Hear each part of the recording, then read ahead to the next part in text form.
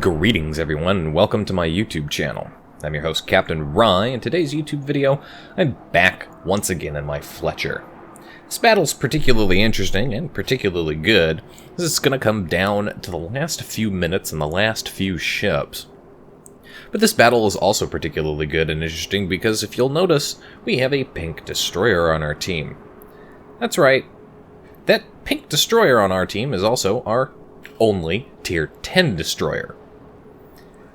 And that pink destroyer is, well, he's not a dedicated team killer. I kind of almost think that would be better than what I suspect he might be. But nevertheless, because of him, this matchup is really 11 versus 13 instead of 12 v 12. The map mode is Domination on the map Two Brothers. I seem to be getting a lot of this map lately. And I also seem to be spawning over on the A side more often than not.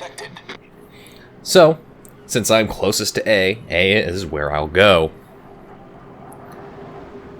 And I've got some support coming with me, which is good. The problem is, I've got most of the support coming with me. You'll notice that there are not a lot of ships headed over to D. Personally, I prefer to go cap D, especially if I'm spawned in the center or if I'm spawned over that direction. For whatever reason, I always seem to have better luck when I play there. Enemy ships already spotted up there. There is the Iowa and there is the Missouri. There's a Baltimore back over there, Hindenburg, and a couple of destroyers. Get a first set of torpedoes off there. It looks like he's kind of trying to decide what he's going to do here. He can't really turn hard that direction because he's going to hit an island if he does. So I fire off a second set. It kind of looks like that Iowa is just going to go ahead and try to bow on. And he's well within inside my torpedo range, so if he does that, hopefully I can hit him with a couple and cause some nice fat damage. And of course, with any luck, RNGesus will praise me, and it'll detonate the Iowa. Because detonating battleships with torpedoes never gets old. Enemy Yugamo has popped up there, but I haven't been detected yet, so that's a good thing. Yeah, it looks like one of my torpedoes is going to hit that Iowa, do some reasonable amount of damage, and of course it's going to cause flooding, but I still have my second set out at him, and it looks like, yes, I hit him again. Two sets of torpedoes there, reasonable amount of damage to start off. I decide I'm going to pop my smokescreen, start shooting at that Yugamo, who doesn't seem particularly interested in staying inside of his smokescreen. I still have the campaign requirement to destroy 5 enemy destroyers, and at least a Tier 8 ship. Problem is, you'll notice I'm being detected by radar. Yes, that's right, the Missouri is a bit too close for comfort, and his radar is, or at the very least, I assume it's his radar, who is detecting me. So I'm going to go ahead and I'm going to motor out of here as quickly as possible. I do not need to be the focus of attention. For whatever reason, enemies always seem to see me and go, yes, target prioritization. Smart enemies make for difficult games. Fire off torpedoes at that Iowa, but that Iowa is not going to survive long enough for those torpedoes to reach him. It's just a little sad. I fire off a second set of torpedoes at that Missouri, and there's the Baltimore behind him. The Missouri, however, he is turning hard and fast, and so my second set of torpedoes is going to miss him completely. Really disappointed. It's always fun to torpedo battleships, especially when they're broadside on and they eat most of them. Looking at the situation, my team is now up 2 kills to none. We haven't managed to cap anything, but neither has the enemy team, so this is going to give us a huge points advantage. You'll notice I just hit a couple of torpedoes, and that torpedo hit was on the Baltimore, who sailed right into them in spite of probably seeing those torpedoes, thanks to the Missouri. Missouri, though, he's got himself in a world of misery, as he's got multiple destroyers shooting at him, multiple ships shooting at him, and he's managed to beach himself in an effort to run away. Of course, it's at times like these where I really feel like the Fletcher's 127mm guns are nothing more than glorified potato cannons. You can see the number of shots that are pretty much just breaking apart on impact. I do manage to light him on fire, though, and hopefully he'll stay on fire for a little bit. Well, based on the damage counter, it doesn't look like that's the case. The enemy Hindenburg is up there. He's going to go hide behind that island, and I'm kind of thinking I'd like to get up there and maybe try and torpedo him, because I do still have a set of torpedoes out there. Turn on my anti-aircraft to try and take out the spotter plane that's sitting up there, and with any luck I can shoot down that spotter plane and go back into concealment. However, in the process, since I'm detected anyway, I might as well start shooting at that Missouri up ahead. And that's when I noticed the situation that I am in, that the Yugamo is going to continue to fire at me. But also that I'm a little too close for comfort to the Hindenburg. Fortunately, the Hindenburg is not pointing his guns at me. However, the Hindenburg's got his hydro active, and German cruiser hydro is pretty damn effective and pretty damn long range. So that hydro is keeping me detected, which means, again, I'm going to want to motor, because there's the gearing. This could be a bit of a problem. Fire off torpedoes back behind the island, almost get rammed into them by our friendly Missouri, who I'm effectively laying a smokescreen for, but he's not interested in staying in the smokescreen. And looking at the situation, I'm kind of hoping that Hindenburg comes around the corner and wants to shoot the Missouri. Nope. Again, target prioritization. The destroyer, bigger threat than the big angry battleship, I guess. Especially if you're bow on. You'll notice here coming torpedoes. Those torpedoes, those are from the Shimakaze. That, right, the pink one. He manages to hit me, causes damage to myself and himself. Of course, I do believe he caused more damage to himself than he caused to me. But those are just the first set. That Shimakaze, look where he was, though. Way in the back with a Missouri, a Hipper, and a Fletcher. And he's doing it again. If it hadn't been for the fact that Hindenburg managed to knock out my engine, there's a very real possibility that I probably would have continued sailing full speed ahead right into those torpedoes. And, in my experience, when that happens, usually the team doesn't go on to victory. Well, that Shimakaze, that's annoying. But if you look at the mini-map, you might notice something strange. The enemy team has managed to push up, and they've secured the decap point. They're still down on ships, comparatively speaking, but now they're moving to take C. But we have a destroyer who is sitting as far up towards the north end of the map as possible. That is the second destroyer that's going to be a bit of a problem. He is in his Benson, and here pretty soon we're going to see why he's a little bit of a problem. Now, I don't fault him personally for his actions. I probably would have done a similar thing. The problem is, he didn't make any effort to try and warn anybody. Again, turn on my anti-air to try and destroy the spotter there. Managed to take out the Hindenburg with torpedoes. Always a wonderful situation. Don't know if I actually shot down that spotter or if somebody else did, but looking at the situation, I absolutely want to get back over and defend the sea cap. That's where all the enemies are. There, the Shimakaze, again, torping from behind an ally. And I don't know what he's torpedoing. There's nothing there anymore.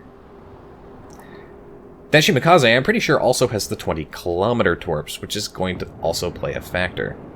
The enemy team way up there, really just in a commanding situation of the sea cap point, but their other battleship there, the Missouri, takes out what was either their second Missouri or their Iowa. It was hard to tell from this distance.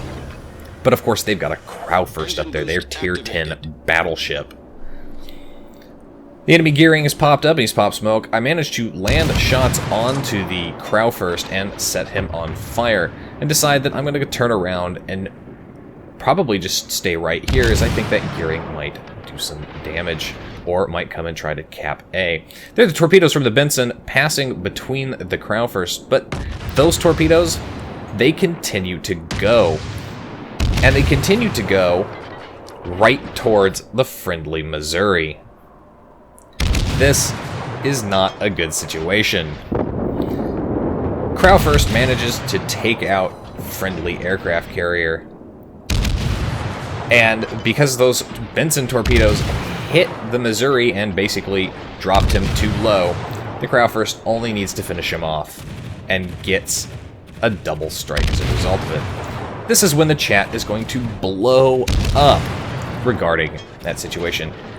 If I were the Benson and I had done this, I would have A, warned the Missouri that, hey, I've got torpedoes headed to the Crow first, pay attention, and B, after accidentally torpedoing him, resulting in his easier death, I would have said, sorry about that, I apologize, that wasn't my intention. But no, the chat is going to blow up. Though, if you do pay attention to the chat, you might see what is probably one of the best comebacks, one of the best burns or responses I've ever seen for World of Warships. There's the enemy gearing. He is very out in the open, and I'm going to head and punish him for that. Now, I pop my smoke screen, and he's being spotted by the Crow first. Smoke screen set. But only partly, as he's kind of behind an island, and the Crow first is very far away. I think I can take the gearing at this point. With any luck, that'll be the case. But you'll notice we've lost yet another ship, and now we just have our degrosser back over there, and Shimakami back on the border, and our Benson, who is running away to the other corner. That Shimakaze, though, he's not going to stick around very long, as he manages to hit the degrosser with torpedoes and kills himself as a result. Like I said, 13 to 11. Enemy gearing is incredibly low health, and he's going into the channel there. At this point, though, I'm not particularly interested in chasing him because I know that there's a cruiser that's back over there, and they still have their aircraft carrier, and they still have a mostly full-strength Crow first, who is, I think, trying to chase our Benson, who is off in the corner by himself, and kind of complaining that he doesn't have any support. I think it's about this point that the best burn comes up. There's the gearing. I fire off shots. Hopefully I can hit him with 5 and kill him. Come on, he's really low health there. Hit him with 3. Don't manage to kill him. That tells me he is extremely low health, and it's a little disappointing. I turn on my anti-aircraft to help the degrosser as much as possible. I am close enough to provide some of that cover and assistance. Hopefully, he doesn't eat too many of those torpedoes. Looking at the situation, I'm going to go ahead and secure the B capture point, and now I'm going to head over to D. Again, because we need as many of these caps as possible. We're down on ships and down on points with not a lot of time left.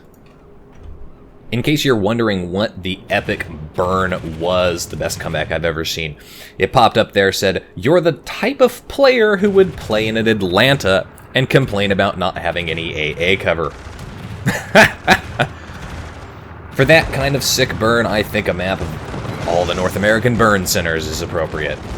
Managed to actually shoot down one of the aircraft as it's returning to the carrier, and he's letting his planes basically return straight to him, so we know that the carrier's back up there somewhere. Kind of a good thing. That means we can focus on recapturing some of these points. Activate my speed boost. I need to get into that cap as soon as possible, and I need to begin capturing so that the enemy team stops gaining points. As you can see, they're up there approaching that 900 mark. And once you get up into the 900 mark, it's hard to recover from that. I'm spotted by aircraft. I decide to pop smoke screen. Yes, I know I've got my engine boost active. This wasn't intended. But enemy CV, he's doing his job, and he's making sure I'm spotted. I open fire at the Crow first, who's going to realize that obviously there's a destroyer sitting in smoke, so he's going to turn in, and all of my torpedoes are going to miss him. I do manage to set him on fire, though, and it's the beauty of the German battleships. They do burn very, very nicely. All of that superstructure is pretty easy to do. 3 ships versus 4 ships. I'm now capturing the D cap point, and the enemy gearing is shooting at me, so he is back over there as well, and I am aware of that. The degrosser got close enough, and he's spotting the enemy fighter cover, so I turn on my anti-aircraft, and between the two of us, we managed to take those planes out.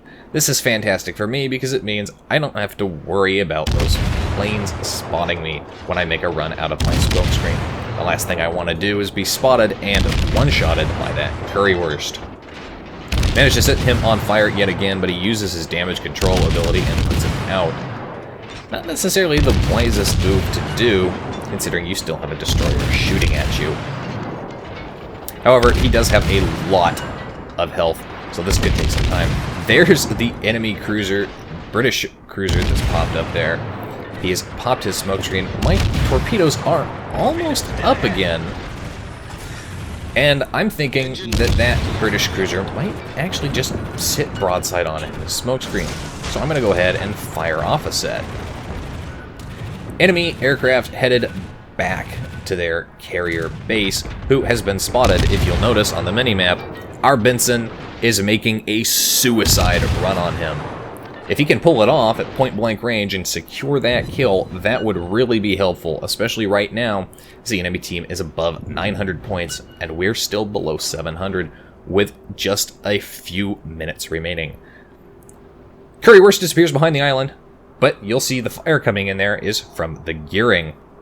I know that gearing is incredibly low health, and if I can spot him and take his guns out of the game, we can reposition ourselves in the points lead. And then all we have to do is not die. With the length of time left, this could be a very good possibility. So I'm going to push up here, trying to stay outside of detection range of the currywurst. I don't need to be spotted headed this direction. Of course, he turns in again. He's no fool, so he's going to dodge all of my torpedoes. There's the gearing, and oh my god, he's got 100 health. Come on, just 2 shots. This should be no problem. Let them do their job, and what the hell I missed? Holy shit. Okay, 3 shots. Come on, get him. What the fuck? I missed again. Oh my god, hit him! Oh my god, hit him! What the hell, RNGesus? Hit the guy! Jesus fucking Christ! Fucking finally, but now I can't turn and run like I want to because guess what? There is torpedoes in the water and I'm being brought down by all sorts of secondaries and main battery hits. Almost die there. Do a little torpedo beats action. Get behind the island. Get behind the island. Drop off detectability and get behind the island. Oh my god. Oh my god. Holy shit. I survived. And now we are in the points lead with just seconds left on the clock. But can we pull it off? Look how close we are to 100 points. Come on. I'm just about ready. There's another set of torpedoes.